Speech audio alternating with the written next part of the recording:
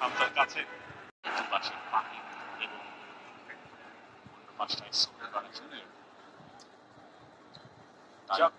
জামাল আসলে রাইট সাইডটাতেই খেলছেন এবং Sohel Rana junior left midfielder হিসেবে স্টার্ট করেছেন এই ম্যাচটা। তো বাড়িয়ে দিয়েছেন সামনে আসলামের ফাহিম তিনি করলেন আমরা কিভাবে তিনি বলছেন এসব ধাক্কা ধাক্কি চলবে না, কিন্তু এটা সেট পিসের অবধারিত নিয়ম।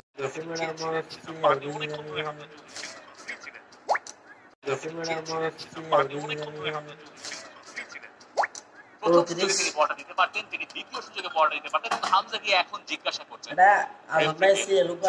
শর্ট কর্নার নিয়েছেন জামাল, সেখান থেকে তারিক, সোহেল, হামজা বল চাইছিলেন, হামজা ফাঁকায় ও পাশটায়, সোহেল এবার দেখেছেন, তবে হামজার জন্য সে বল নয়।